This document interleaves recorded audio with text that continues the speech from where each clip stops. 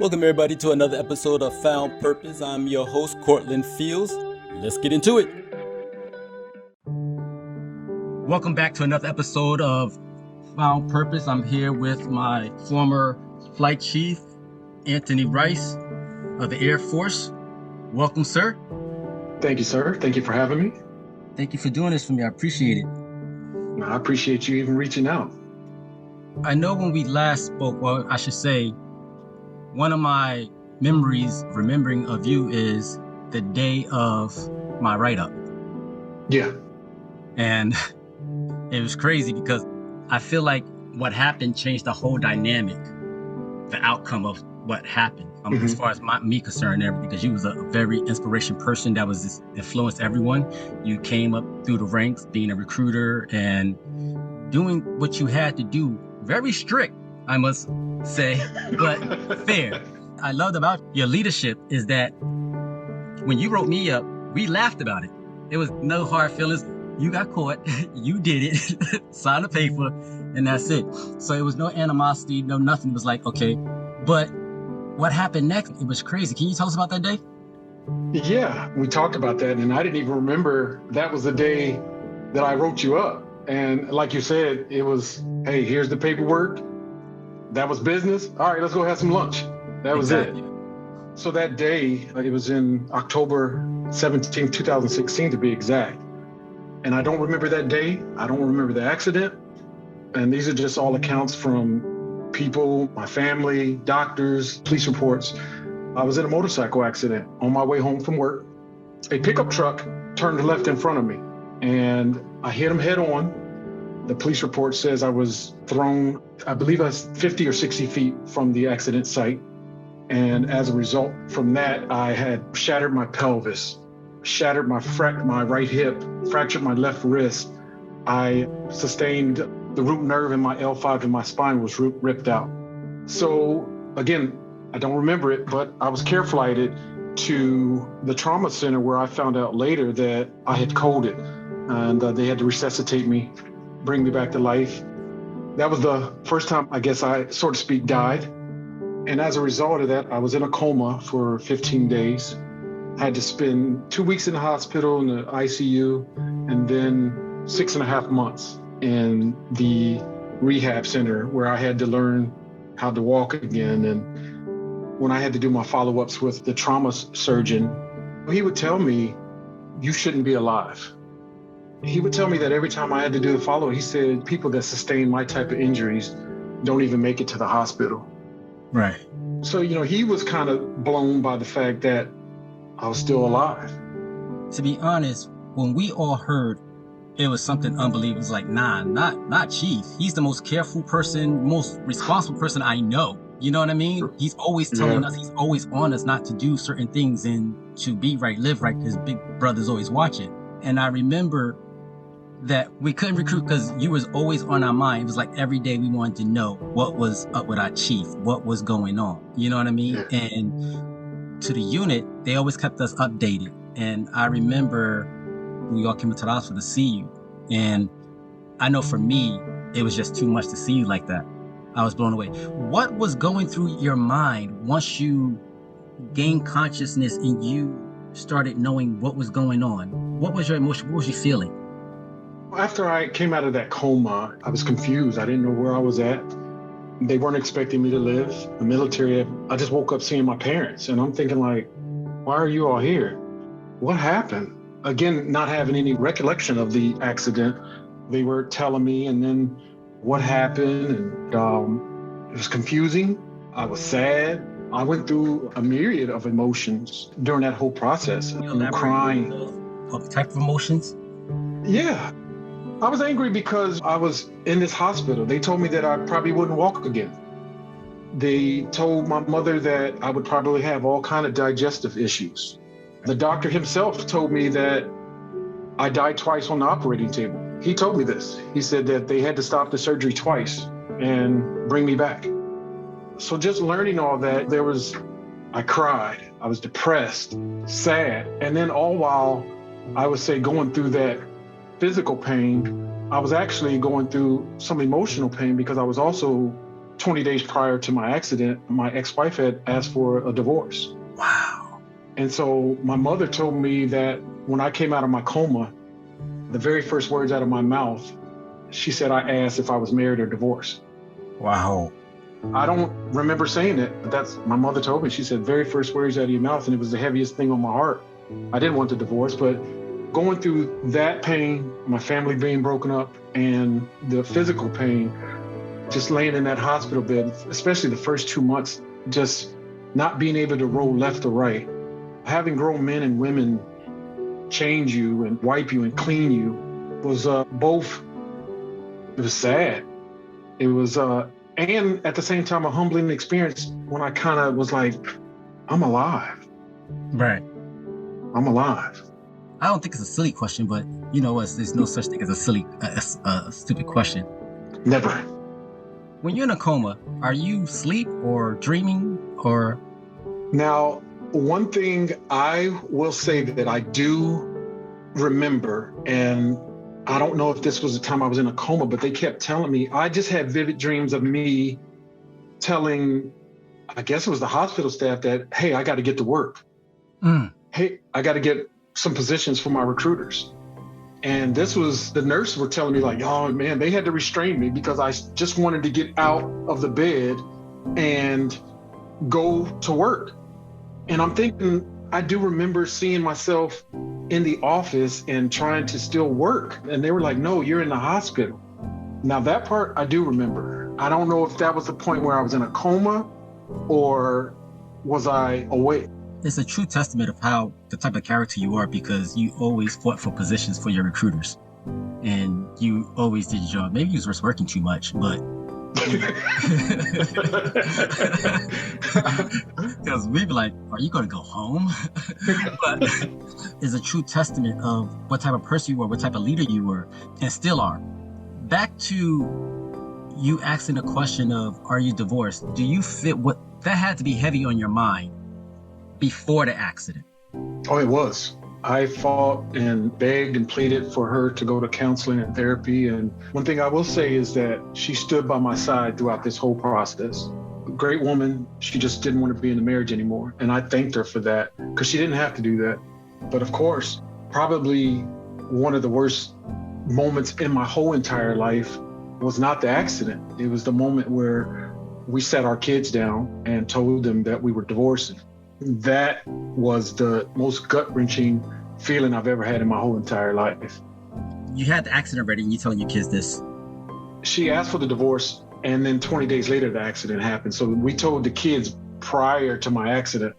Okay, so after, let me see, so did you ever feel like, what type of depression do you think you were suffering from? Was it everything? Can you elaborate on the depression state? What did you go through? I felt hopeless. I felt that I didn't have a purpose anymore to live. Wow. I didn't want to live. Not wanting to live no more, not having a purpose. Why was that? It was one, because first of all, the divorce, and then knowing they were saying that I potentially wouldn't walk again. And I was just like, I don't want to be here if I can't walk. What woman is going to want to be with me? And I got to lay around. So that was one. My whole world was kind of ripped up from beneath me, which was my family. And then the second was the physical pain of like, geez, you're going from a guy who worked out, ran, tried to be healthy. And one of the things that the doctor told my mother is a good reason why I still survived. He was saying, your son was in such great shape. That was one of the reasons that saved his life. And you think about, this accident changed my life in the matter of a moment. From walking upright and doing everything independently, where now there's the potential that, dang, I'm gonna have to have people taking care of me for the rest of my life. I didn't want that. That is such a crazy thing to think about, because you were walking, you were running, you would run with the best of us. In a split second, your whole life changed to where you're absolutely doing nothing. I think a lot of times we take life for granted, where we feel like we're going to walk tomorrow, we're going to have another day, we're going to have an extra day, and not knowing that you being such a responsible person that you are, and somebody else being careless can take that away from you in the blink of an eye. Yeah. Yeah, I agree. And that's why I always tell people is that, yeah, like you said, we're not guaranteed tomorrow. My kids always, they're like, Daddy, why do you always try to make some people smile or laugh? I said, because you don't know what they're going. Maybe me just smiling at them, saying hello could change their life just like that. Like that. Exactly. I Yeah. agree. Talking about you not wanting to be here anymore, was there any Okay. incidents where or thoughts that you would like to share that you felt like I just want to end it or try to end it? Yeah. Not too many people know this, but I didn't really try to end it. I remember I had this pills and I just shoved a whole bunch of them in my mouth. Oh no, wow. And they took me to intake where I felt like an entire lifetime in where I had to be watched for 72 hours. And again, that was an experience where I'm just like, you always think that your experience or your situation is the worst thing ever. I started listening to these other people's stories, and you're like, wow. That's what I always tell people, your mind, that's the strongest and sometimes could be the weakest muscle in your body. At the point where I started listening to other people's stories and really like, geez, I remember, if I can digress a little bit, I remember when you talked about depression and not wanting to live. And even my mother, she was like, stop saying that, there's power in the tongue, and, stop speaking that negativity. And of course, that's easy for someone to say because all I knew and felt was, I felt like I didn't want to go any further. I wasn't worthy. I didn't have anything else to offer anybody or the world. Right. And what I realized is that not just myself, but all of us, we do. We do. And it was a very moment I remember, it was two incidents. I remember sitting in the rehab bed and watching the TV show come on. It was a commercial, a Wounded Warrior actually commercial that came on, and it was a man that was in Afghanistan, and he got blown up from an IED. And it was a story about how he met this woman afterwards, a beautiful woman. And, she was sitting on his lap in the wheelchair. He had lost his legs. I believe he had lost one of his arms.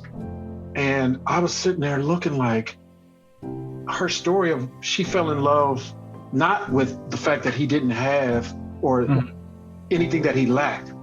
It was everything about what he had, his heart. His heart. Yeah, and it's just that for me was the pivotal moment for me to say, wow, I still have a purpose. I still have love to give, no matter what condition I'm in, my body's in. I guess it was like an infomercial. That was a pivotal moment for me to really say, nah, I'm not. And even my mother telling me, don't stop talking like that. It's interesting because I did an episode with Father's Confession with my kids, and I was telling them that it's not the fact that I didn't love them. It's kind of selfish, but in a way, it's more of a psychological, it's a me thing, that I don't feel like I'm worthy to be a part of anyone's life. And I think that's what I'm hearing you say, is that you didn't feel like you was worthy to be here. You felt messed up as a person to go on. And it was something that, it's so funny how life would just deal you something and just send you a message, an infomercial. Just say, you have a purpose. And it's just amazing how God just sends that, like, all it's going to take is for us to send this little infomercial to him at this right point, at this right time, for him to get it. Because God believes in you more than you believe in yourself. Oh, yeah. After going through that and after having that experience, okay, but I want to dial back a little bit. Yeah. At that moment, do you remember why you want to take the pills? Okay, I'm just going to do it. Well, it wasn't necessarily I just wanted to do it. I guess I didn't want to feel. I didn't want to feel too much hurt, the pain, the hurt in my heart, the hurt in my body, and that was my reasoning. Because I don't think I should have got crushed by a forklift in 2005. So February 10th, 2005, I was in the reserves. Okay. And they was kicking me out the military because I had crushed the L1 and L2 of my spinal, fractured it. And I was on my own, but I had to go back to my mom and my dad's house. And I remember it was funny because I tried to commit suicide beforehand, but then that happened. Like, God, like, what is this? Like, what are you doing to me? Why didn't you just let me go off the bridge? Like, what is the message here? And I remember my mom and my dad had to take care of me, and I felt so embarrassed. I felt humiliated. I felt ashamed that I had to be this person that my mom had to. I'm a grown man. My mom and my dad had to take care of me again. So I can imagine how that felt, having strangers to take care of you, wipe you, clean you, and everything else. Now, you have this new purpose from the infomercial, from the Wounded Warrior program, which is an awesome program the military does provide and help you to find purpose, basically, and to help you to recognize your gifts. Finding this purpose, going through everything that you done been through, what did that feel like for you? Just being grateful.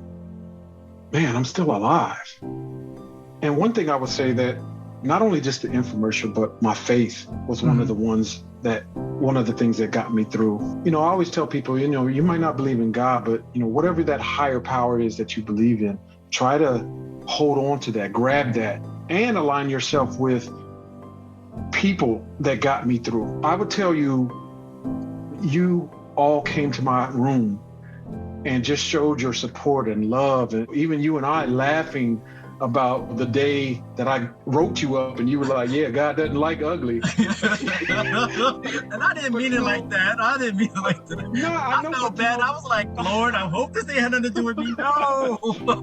But it was you just don't know how much the whole base, the leadership, my church family, that is what got me through. All the support that I had. And sometimes you feel like you're alone going through these moments, but we're never alone because there are people out there that love us, our families, friends, co-workers, church members. And it's that selfish I, and we don't realize sometimes that our decisions could affect other people's lives. Right. I have 3 daughters, and to hear how they felt hearing the news, and they're able to articulate and say, oh my God, the first time I heard it was like, oh my gosh, I'm going to lose my father. I think about those things now, like, man, I still get to impart wisdom into my daughters and love and get to hug on them and those things where I'm like, no, I'm still here for a purpose. And even through the Wounded Warrior program, I introducing sports, archery, riding bikes and rifle shooting and that type of stuff made me know I can still do things. My life is not over. And one thing I would say that kind of helped me too, I remember this guy, and this was after I got out of the hospital. It was about a year after I got out of the hospital rehab. I got a phone call and this guy called me and he says, hey, this is such and such, and I don't know if you remember me. And he said, I was in the wheelchair and I was always sitting in the corner. He said, and you were in a wheelchair as well. And he said, you came up to me and you just spoke to me. And he said, yeah, he said, you just spoke to me. And he said, we talked every day. He said, I wanted to let you know that you got me through. And I was just like, wow, I didn't even remember that guy. But just me coming up saying hello, asking him, is he okay? And us sharing some laughs. He called a year after that and said, just you talking to me those last few days I was in he said, you got me through. And for me, that's where I kind of found my purpose. Even more so, my purpose is to still help others. Right. And you do that. And I don't know if you recognize it, but you are the type of person before the accident, anything, and before we even got to work together, you was always that person that you always seemed like, first of all, I was like, I don't want to never work for him. He just looks at me. Yeah, I got that a lot. He just looked at me. Once I got to know you, I was like, this is a man of faith. Yeah.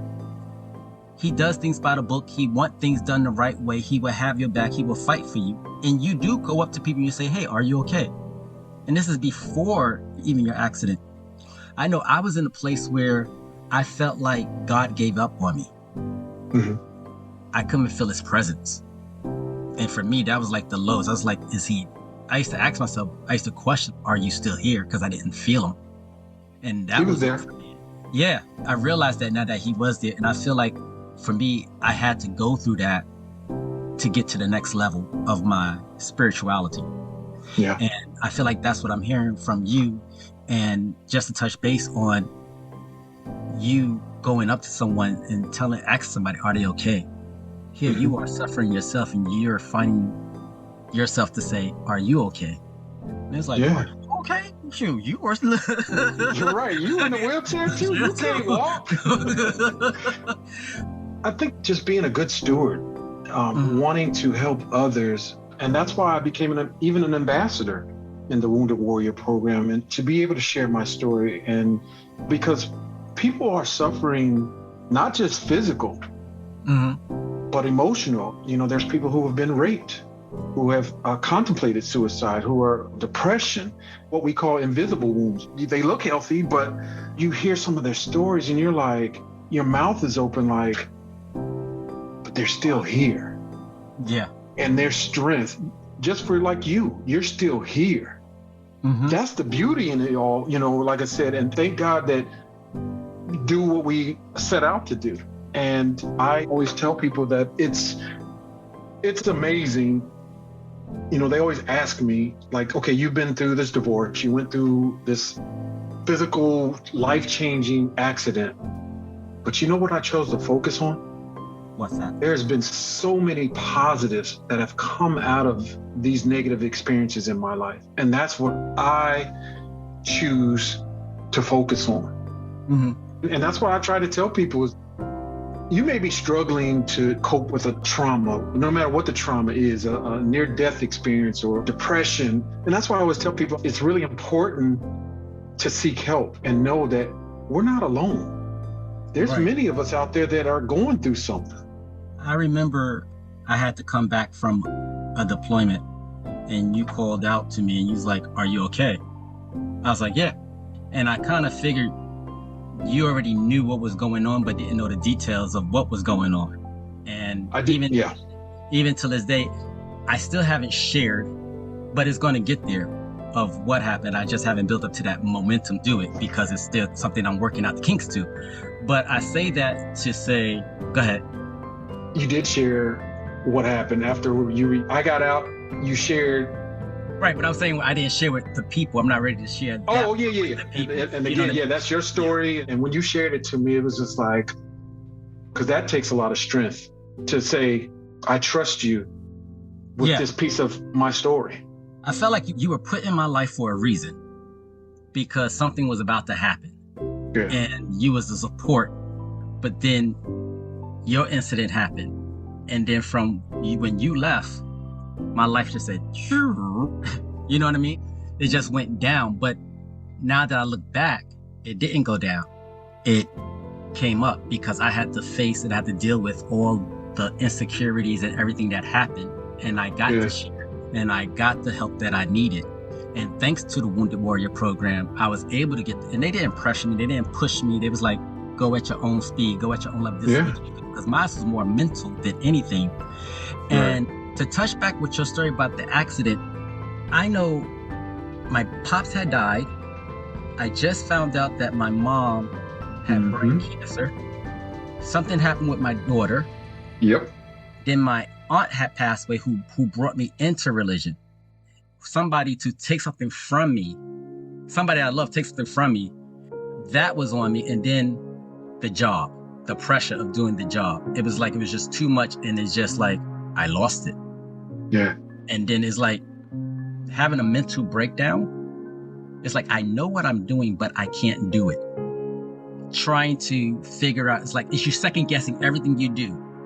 Like I have to ask a person if 2 and 2 is 4 because it's like I'm unsure of myself. When you go through a mental breakdown, it's like you're unsure of yourself. Everything was so heavy in my mind, and I was kind of wondering, it's like, because of what you was going through prior, does that block you driving but envision something like you thinking, but you're driving on the road, and next thing you know, you thinking heavily about something, and next thing you're 2 miles down the road. You're like, what the hell happened? You know what I mean? Right. And the reason I said that, I had 5 accidents in 45 days. 5 Yeah, I car accidents. remember that. You had a little white car or something? The credible Lexus.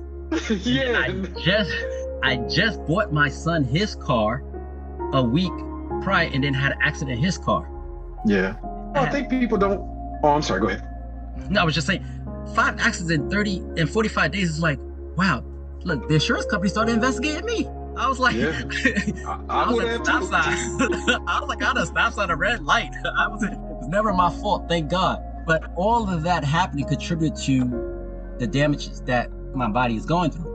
Mhm. And I think what I'm trying to say is that sometimes we go through so much in our life that when life hits us, your motorcycle accident, feel like everything is crumbling. Yeah, I did feel that way. But it was just that little glimmer of hope that I had to grab onto. And I couldn't have done it by myself. I couldn't have done it. And that's why I tell people, you have to have a good support system. Yeah, there's no way I could have done it by myself, because the way my mind was thinking was, nah, I can't. I don't. Those things I've always told my kids and you all, stop saying I can't. Stop saying I don't. But when you're in the middle of it, it's kind of like my parents and my sisters coming out to visit and saying, my sister even told me, we were in Panama last year, and she kind of pulled me to the side and she said, all that you have gone through, she said, you might not realize it, she said, but you have been an example of strength to me. And I was just like, really? She said, because I don't ever hear you complain. Yeah, you have this life-altering disability where, yes, I'm walking, I'm still standing, I'll never run again, but I'm still traveling, I'm still seeing the world, I'm still doing this, and the daily pain that I deal with, she says, I don't ever hear you complain. Chief, how many surgeries did you have? I had the wrist, the pelvic surgery, I had 3 on my hip. Don't want to get too graphic, but just a number. Oh, yeah. Okay, yeah. Thanks for stopping me. Just a number. Yeah. So I would say probably roughly over the time, I probably had about 6 surgeries. 6 surgeries? Yeah. And then there's still things that I can't bend this left wrist as much, and still have the instability in my hip and my glute muscles. Mm-hmm. I have bilateral foot drop where I have to wear braces. And that was another thing that I went through, is that the first 6-7 months, I didn't go outside. I didn't want to see people with those braces on my legs, in my shoes. But then I got to a point where, no, I want people to ask me what happened so I can share my story and tell them, nah, you wouldn't realize how many people they ask, like, hey, why are you wearing those braces, and share my story, and just, they're like, wow, and you made it through. And yes, I did. Exactly. This is why I created Found Purpose, is because I like to talk to people that went through the struggle. Because just like you and I, who have contemplated suicide, but didn't, for some reason, the universe or God did not allow that to happen. And we had to fight through the struggle and come out and be able to tell a story and share, because someone out there that has been through what we've been through or going through something similar can hear our stories and say, you know what? These guys did it, and there's hope, and we can benefit from it. Yeah. So I appreciate you very much for doing this for me and to share your story. And because you are a true example, I had a question. Gosh, I hate when I miss it. I hate when it happens. Before all this happens, I know for myself, being a strong-minded person that I am, is that I'm always telling people to do right, do this and stuff like this, live with purpose, or God got you and stuff like that. Yeah. How much did that change when you were actually in the situation? It strengthened. It got stronger. It made me a better person. Mm-hmm. Someone asked me if I could go back into time and I would still be who I was then, without the disability, without the pain. I would still be who I was, or stay who I am today. And I had to think about that, and I said, I will be who I am today, because those negative or traumatic experiences, they shaped me to be a better person. Yeah. They did, wholeheartedly, because, I just want to be a good example, a better friend, a better brother, a better son, a better father. I want to be better every day. And that's why I said, out of those negative and traumatic experiences, I grasped the good that have come out of those traumatic experiences. And that's what's got me through. That's what made me more self-aware of just wanting to be better, do better, and continue to grow. Right. Yeah, that's it in a nutshell. And that's why I always tell people is that, again, if I can't, we're not alone. No. We are not alone, and we don't have to do it all by ourselves. And sometimes it's the strength, like you saying, hey, here's my story, here's what I'm going through. Hey, Chief, my mom died, my aunt just, or this, my father just passed, and we're talking, I'm in the car and we're talking. And it's just, you didn't ask for help, but that was your way of saying, I need someone to talk to. Mm-hmm. And I was there to listen. And that's why even me going to therapy, probably one of the best things that I could have ever done in my whole entire life. Yeah, you were my strength, because it was like after you had left, the thing about recruiting is that we're all separate. Yeah. We're in different states, and it's like we can't be with the same people who we were. Because like Ramos was my buddy, you know what I mean? Yeah. But then it's like I don't have him to talk to no more, and it's like Chief is over this way. So it's like we can't run out as if we was like in a unit. When you left, it's like, oh, who's with our therapist now? You know? I need to bounce some stuff off of something. Because I'm about to go crazy over here. And I just thank God for you, because you made work easy. In the sense of that. You made us do our job to the best that we could do. And you always asked us, was it your best? And we always wanted to give you our best. If we gave you our best, you were okay with it. You were good with it. And then you were like, what okay, that's what you're not going to do next time. right. And that's what I tell my kids. Like my daughter, she's at Rutgers in 4-year track scholarship. And even my youngest, AP honors courses. And that's one thing I always tell them. I'm like, as long as at the end of the day, you can look back and say, man, I studied my hardest, or I ran my heart out. And you might have been in 3rd, 4th place, last place. But as long as you can say, man, I gave it my all, I'm happy with that. I'm happy with that. Exactly. Even with you, that was a celebration if you didn't make it, because you did your best. Yeah. And that was a celebration. Like you gave it your all, but then it was like, okay, you did your best, but yeah, it wasn't good enough. So tweet. Yeah, nah. What I'm gonna need next year is to step it up just a little more. And the thing is that you made it fun. It's like you didn't come down on us. You wasn't hard on us. She's like, yeah, you were serious, but you did it jokingly. You had a humor to it. It was like, I have to give this man my best. I have to give him my all at the end of the day, because he got my back, and whatever I need, he's going to be there. That was the type of person, that's the type of leader you are. And that's what I still see you as to this day, is that type of leader, because I witnessed what you went through, and I see your growth, and I see your spirit, and I'm like, he still got high vibrations. I probably been dangling from a wall somewhere, like, how is he still doing this? And looking at you, and it's just the truth, looking at you and seeing what you went through, and then me going through what I was going through, I was like, you know what? He's going through so much more than I am, physically and maybe mentally. If he could do it, I could do it, because I have to give it my best. And for me, when life hits you so many times, it piques my interest. It's like, why are you trying to fight me so much? What is it that you don't want me to see? What is it that you stopping me to get to? There's some learning lessons out of these things. Yeah, it's like, wow, you are really trying to hinder me from getting somewhere, because life ain't gonna hit me this hard unless you don't want me to, unless you're preventing me from getting to my destiny. You know what I mean? Or taking you to a higher exactly level. And that's why I always say, I am living a purposeful life. Full. I am living a purposeful life. And you would think, okay. For those who don't know, full is Full. Full. And, just being able to bring out the best in people, in myself, and seeing like there's so much negative that goes around us, but there's still a lot of good in people. Like I said, so at the end of the day, again, I always tell people, remember, you're not alone. There's someone that's going through something, and there's so many people that just want someone to say hello. Exactly. Want to be smiled at, or want to be able to just listen to somebody sometime. Exactly. We all have a purpose. And to caveat off of what you were saying when somebody asked you the question, like, what life would you choose? That's why I started the book, Hating to Love My Life, because even though I'm still going through it and I'm still working through, I do not think I would change a thing.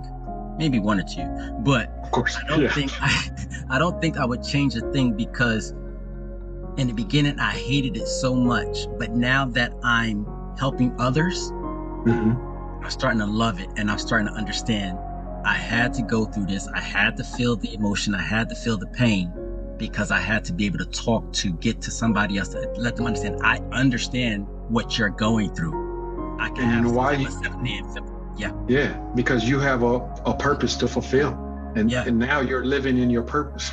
And it feels right. Yeah, even in the midst of still, there's good days and bad days. Yeah. It feels like I'm on my journey to do something, and this is just the tip of it. This is going to be bigger than what I think it is. I still feel like this is going to be bigger than what I think it is. Don't stop. Just keep going. I'm proud of you. Stop. I won't stop. I got big shoes to fill. I got a cheese to fill. You know what I mean? Nah. So, no, but you are definitely one of my inspirations that helped me get through a lot of things, and just your strength and your leadership taught me a lot. You know, it's funny how I was scared to work for this person. And knowing that, this was the best chief I ever had. I appreciate that. You will rank. I was going to put you number 2, but you're number 1. Well, I'll take that. I'll take that. You're not the bottom, but don't gas me up though. But I appreciate that. Look, I ain't getting no jobs. So I ain't worried about it. But Chief, I want to thank you so much. This concludes our interview. I just want the people to know that you could be damaged, broken, or shattered, but anything is fixable. All you have to do is heal in the spirit, and God will take you to rest. Thank you, Chief, for everything you have done for us and continue to do. God bless. All right. Thanks.